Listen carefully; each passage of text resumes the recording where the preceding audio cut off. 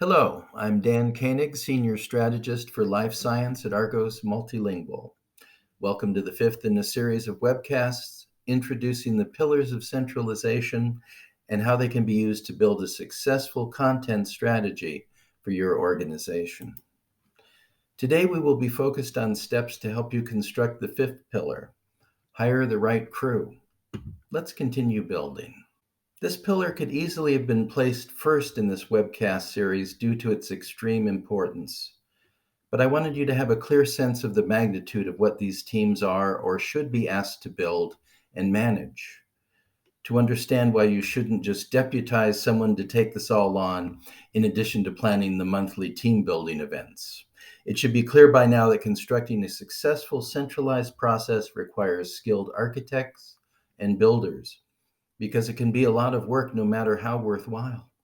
The clear and simple answer to how to manage all of this construction begins with hire the right crew. Do you have technical writers with the proper education and experience to distill complex product information into useful guidance for your customers? Do tech writers interface with your software teams to assist in writing on-screen messages to ensure new terms aren't coined unnecessarily or erroneously, and that all customer-facing software content can be understood and utilized by your intended audience?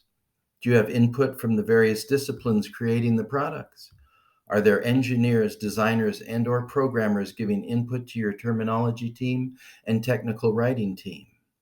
It is critical that your content creation doesn't occur in a vacuum and that there is organizational buy-in for the terminology to be used. Do you have internal localization project managers overseeing your translation workflow?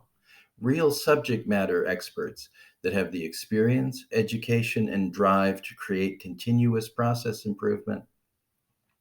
Their importance cannot be overstated.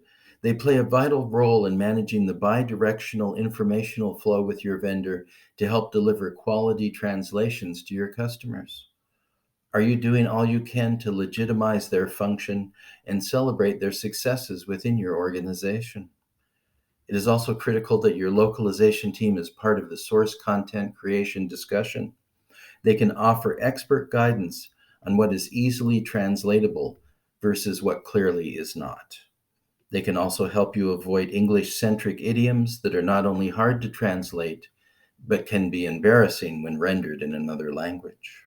Are your translation vendors on your team? Is your relationship one of true partnership and cooperation, geared toward mutual success on your path to a real centralized process?